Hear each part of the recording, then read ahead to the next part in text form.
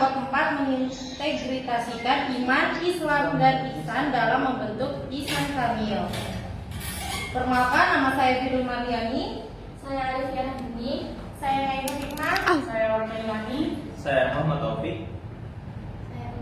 Langsung saja kita masuk. Ini ada gambar, yaitu orang beriman memandang dosa-dosanya seolah-olah batu besar di puncak bukit. Ia takut kalau menimpanya. Ini tuh kutipan dari Abdullah bin Mas'ud, seorang sahabat Nabi Muhammad SAW, yang artinya meskipun dosanya mungkin tidak besar di mata orang lain, tapi dalam hatinya ia sangat takut akan akibat dosa itu dan khawatir akan murka Allah.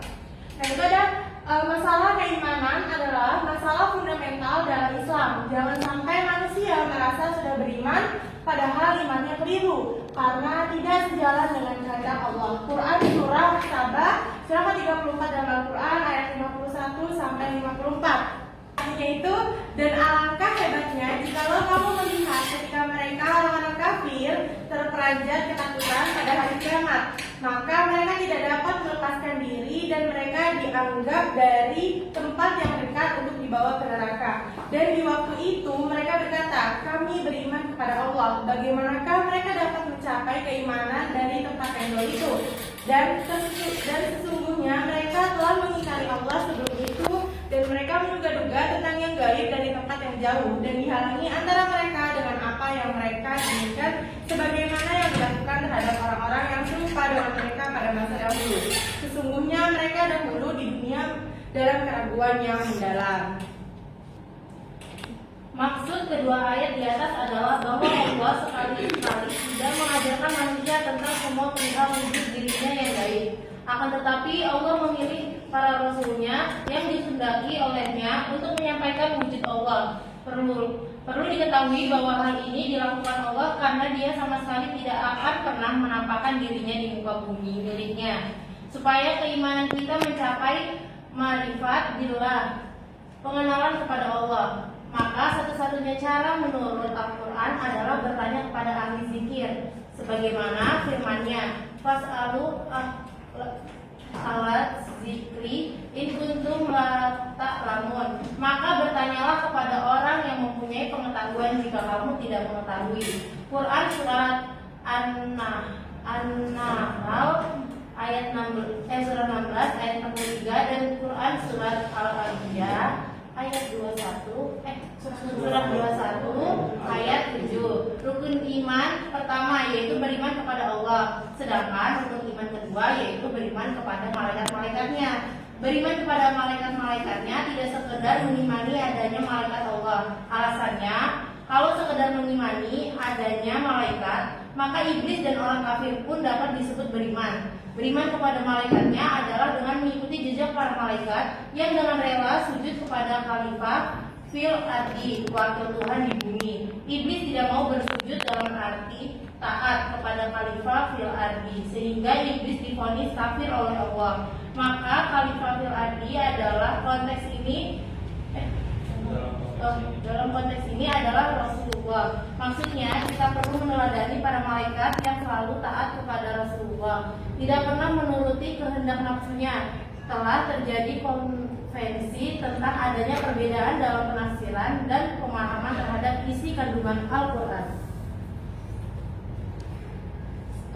Artinya, adanya perbedaan-perbedaan dalam penafsiran Al-Quran sudah dimaklumi dan ditoleransi oleh seluruh kaum muslimin. Adanya mazhab-mazhab dalam Islam mengindikasikan adanya keragaman dalam memahami Al-Islam, terutama dalam memahami Al-Quran. Berdasarkan Quran surah Al-Waqiah surah ke-56 ayat 79 yang berwenang menjelaskan Al-Quran kepada umat adalah orang yang disucikan oleh Allah. Di luar orang itu haruslah menjelaskan Al-Quran atas dasar penjelasan dari orang yang disucikan itu. Orang yang bisa menjelaskan Al-Quran itu tidak lain adalah Rasulullah SAW. 1. Urutan dalam prioritas dalam mengamalkan Al-Quran. Mengamalkan perintah Al-Quran harus dilakukan secara berurutan dan dengan prioritas. Itu suatu perintah baru bisa dilaksanakan setelah perintah sebelumnya terpenuhi. Contoh, sholat sebagai perintah dalam Al-Quran harus dilakukan dalam keadaan suci tanpa hadas besar atau kecil. Lebih lanjut, sholat yang sah harus memenuhi syariat, memenuhi syarat dan rukun sholat yang ditetapkan Rasul seperti gerakan dan bacaan, memenuhi hakikat yang bertujuan untuk mengenal Tuhan. Zikri Quran Surat Toha surah 20 ayat 14, sehingga sholat harus disertai zikir dan niat yang lurus. Jika sholat memenuhi kedua aspek ini, ia dapat mencegah perbuatan keji dan munkar. Ada di Quran surah Al-Ankabut surah 29 ayat 45. Hal ini menunjukkan pentingnya urutan dan ibadah untuk mendapat manfaat spiritual yang sesungguhnya. Yang ketiga, rukun iman kelima, beriman kepada hari akhir berarti meyakini bahwa itu adalah tempat kembali manusia ke asalnya di sisi Tuhan yang berkuasa. Quran surah yang dirujuk di Mabdi Sikin Indah Malikin Mustaqbiri. Ini melibatkan pengenalan dan penghayatan Tuhan Al-Ghaib sejak di dunia melalui zikir dan amal soleh. Orang yang selalu mengingat Tuhan dan menjalankan ibadah dengan benar akan merasakan keyakinan hari akhir kehidupan akhirat dimulai dari pengalaman spiritual di dunia, karena kematian ditentukan oleh keadaan seseorang saat ini. 4. Rukun iman ke-6, beriman kepada takdir. Beriman kepada takdir baik atau buruk berarti meyakini dan mengenali Tuhan sebagai sang pembuat takdir yang adalah segala-segalanya. Cara mengamalkannya, pertama, bersihkan keyakinan diri agar hati selalu terhubung dengan Tuhan. Semua peristiwa dalam hidup, termasuk ujian dan cobaan berat, adalah bagian dari proses ini. Selanjutnya, peringatan Imam Al-Ghazali terhadap ibadah yang dilakukan tanpa keikhlasan atau dengan cara yang tidak benar. Yang pertama, ada ujian dan cobaan dalam hidup. Setiap manusia akan diuji oleh Allah dalam berbagai bentuk. Ujian tersebut bisa berupa kesulitan hidup seperti kemiskinan, kehilangan harta, jabatan, kesehatan, bahkan nyawa. Meskipun terasa berat bagi hawa nafsu dan syahwat manusia, cobaan itu sejatinya adalah cara Allah untuk menguji keimanan dan keteguhan hati seorang hamba. Bagi orang yang beriman, setiap kesulitan dianggap sebagai kesempatan untuk lebih mendekatkan diri kepada Allah. Mereka menyadari bahwa segala yang terjadi merupakan ketentuan dan kehendaknya. Oleh sebab itu, mereka tetap bersabar dan bahkan menganggap ujian sebagai karunia yang membawa pahala besar. Rasa sakit, kehilangan, dan kesedihan justru bisa menyalakan semangat zikir dan ketundukan kepada Allah. Sebaliknya, jika seseorang diberikan kemudahan dan kebahagiaan dalam hidupnya seperti kekayaan, jabatan tinggi, dan kehidupan nyaman, hal itu tidak selalu berarti bahwa Allah sedang meridhoinya. Justru kemakmuran bisa menjadi ujian yang lebih berat karena dapat menimbulkan kesombongan dan keresahan palsu dari Allah. Orang yang beriman akan berhati-hati terhadap tipu dunia agar tidak menjauhkan dirinya dari Allah. Mereka berusaha memanfaatkan segala yang diberikan Tuhan untuk beribadah, bersyukur, dan menolong sesama. Yang kedua, ada penyimpangan dari ajaran Islam. Selanjutnya, teks mengutip firman Allah dalam Quran surah Al-Imran ayat 19-20 yang menjelaskan bahwa agama yang diridhoi Allah hanyalah Islam. Namun banyak orang yang menyimpang dari ajaran tersebut, termasuk di antara mereka yang menguasai kitab suci sebelumnya atau Alkitab. Penyimpangan itu terjadi karena sifat sombong, kedengkian, dan penolakan terhadap kebenaran yang datang dari Allah. Mereka menolak petunjuk dan malah berdebat setelah mendapatkan ilmu. Padahal Allah Maha mengetahui segala perbuatan hamba-Nya. Selanjutnya ada kajian kembali terhadap ibadah. Teks kemudian mengajak pembaca untuk mengkaji ulang ibadah-ibadah dalam rukun Islam seperti sholat, zakat, puasa, dan haji. Apakah sudah dilakukan dengan benar dan sesuai dengan tujuan syariat? Imam Al-Ghazali memberikan pernyataan keras mengenai ibadah yang sesat, yaitu ibadah yang dilakukan bukan karena Allah atau dilakukan dengan cara yang tidak sesuai dengan kehendaknya. Imam Al-Ghazali dalam kitabnya bahwa menulis bab khusus berjudul penggolongan ahli ibadah yang tertipu. Untuk menjelaskan hal ini, ia mencontohkan ibadah haji. Banyak orang yang mampu berhaji, tetapi hartanya diperoleh dari hasil yang haram seperti penipuan, penggelapan, atau kekerasan terhadap orang lain. Akibatnya, ibadah tersebut kehilangan nilai sucinya. Selain itu, ada juga orang yang berulang kali menunaikan haji, namun memiliki hutang yang belum dibayar atau kewajiban sosial yang diabaikan. Menurut Al-Ghazali, tindakan seperti ini tidak mencerminkan ketaatan sejati kepada Allah karena ibadahnya tidak dibarengi dengan tanggung jawab moral dan sosial. Oke, selanjutnya yang pertama ada harta dan ibadah haji. Harta yang diperoleh dari cara haram seperti penipuan atau penggelapan tidak dapat menyucikan diri. Orang yang berhaji dengan harta haram, tidak mendapatkan pahala, bahkan berdosa. Ibadah haji yang berulang kali tidak memberi manfaat jika dilakukan dengan niat yang salah. Yang kedua, pemilik harta yang tertipu. Banyak orang bersedekah atau membangun tempat ibadah hanya untuk dipuji dan dikenang. Padahal niat ibadah yang salah tidak diterima. Sebaiknya sedekah dilakukan dengan ikhlas tanpa pamrih atau pamer. Yang ketiga itu ada makna ihsan. Ihsan berarti menyembah Allah seolah-olah melihatnya. Walaupun manusia tidak bisa melihat Allah, Allah selalu melihat manusia. Ihsan dicapai dengan menghadirkan Allah dalam hati dan meningkatkan kualitas iman dan amal. Yang keempat, konsep insan kamil. Istilah insan kamil yang artinya manusia sempurna diperkenalkan oleh Ibnu Arabi pada abad ke-14.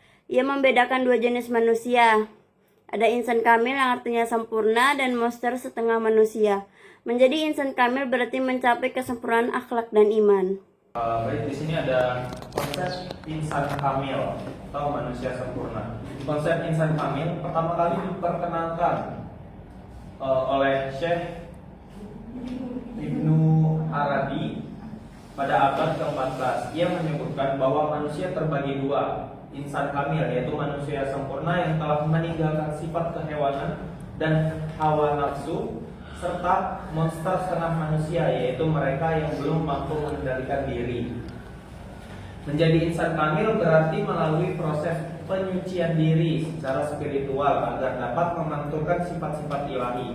Selain Ibnu Arabi, dua tokoh penting lain yang mengembangkan konsep ini adalah Syekh Al-Jili dan Syekh Fadullah Al-Burhanpuri. Fadullah menjelaskan konsep ini melalui ajaran martabat 7, yakni tahapan turunnya Tuhan atau tanazul dari martabat ahadiyat hingga insan kamil. Para sufi dan filsuf muslim juga menyebut insan kamil dengan berbagai istilah seperti manusia sufi, multidimensi, dan citra adat, tetapi semua bermuara pada makna manusia sempurna. Kesimpulannya, insan kamil adalah manusia yang sempurna secara spiritual, moral, dan intelektual, menjadi cermin dari sifat-sifat Tuhan di dunia. Kesimpulannya adalah hakikat keimanan tidak cukup dengan pengakuan lisan, tetapi harus berakal pada keyakinan yang benar, ibadah yang ikhlas, dan kesadaran spiritual terhadap Allah. Ma'rifatullah hanya dapat dicapai melalui pengenalan terhadap sifat dan ciptaan Allah, bukan penyaksian zatnya di dunia. Ibadah sejati adalah perpaduan antara aspek lahiriah, syariat, dan batiniah hakikat, dilakukan dengan urutan dan niat yang benar. Ihsan adalah puncak kesempurnaan iman, kesadaran bahwa Allah selalu melihat manusia. Ihsan kamil menjadi gambaran manusia ideal yang menyucikan diri, meneladani sifat-sifat ilahi, dan menjalani hidup dengan akhlak mulia. Ujian hidup dan nikmat dunia sama-sama menjadi alat untuk menguji kualitas keimanan manusia. Perbedaan penafsiran dalam Islam diakui selama berlandaskan Al-Quran dan Sunnah Rasulullah Shallallahu Alaihi Wasallam. Pada akhirnya, tujuan hidup seorang mukmin adalah menjadi hamba yang mengenal Tuhannya melalui ilmu, amal, keikhlasan, dan penyucian diri hingga kelak dapat menyaksikan Allah di akhirat sebagai puncak kenikmatan spiritual. Sekian dari kelompok 2, kurang lebihnya mohon maaf. Wassalamualaikum warahmatullahi wabarakatuh.